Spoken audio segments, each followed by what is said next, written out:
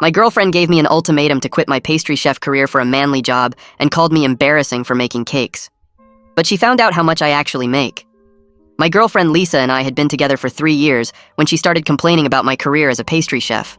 At first, she'd loved it, bragging to friends about dating someone who could make croissants from scratch and create wedding cakes that cost thousands. She'd post photos of everything I made, calling herself the luckiest girl alive. But then her friend Amber started dating an investment banker, and suddenly Lisa's attitude changed completely. She'd come home from girls' nights and ask why I couldn't get a real job like Amber's boyfriend. I asked what was fake about running the pastry department at one of the city's best restaurants. She said making cupcakes wasn't a career, it was a hobby that somehow paid money. She actually said grown men shouldn't be decorating cakes for a living. She started refusing to tell people what I did, saying I worked in the food industry, and changing the subject. When her coworkers asked for specifics, she'd say I was in restaurant management. At her company holiday party, her boss asked about my work, and before I could answer, Lisa said I was considering transitioning to something more substantial. I asked what that meant, and she said something about leadership and authority, not playing with frosting all day.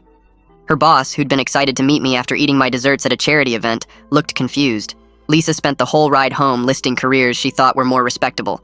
Finance, law, engineering, even sales would be better than what she called my fancy housewife job. She said real men built things, sold things, or managed money. They didn't spend hours making sure macarons had the perfect feet or tempering chocolate to exactly the right temperature. She said she was embarrassed to tell people her boyfriend was basically a baker with a fancy title. I reminded her that I made $90,000 a year, had won 3 national competitions, and was about to open my own bakery. She said none of that mattered if people thought I was feminine for doing it. She actually used the word feminine like it was poison. She bought me books about switching careers, signed me up for coding bootcamp information sessions, and forwarded me job listings for anything she deemed masculine enough. When I didn't apply, she'd say I was choosing my silly job over our relationship. She'd ask if I wanted to be single forever because no woman wanted a man who spent his days piping buttercream roses. The breaking point was when she gave me an ultimatum at our anniversary dinner. She said I had 6 months to find a manly job or she was done. She'd already told her friends I was planning to leave baking, and she'd look stupid if I didn't follow through.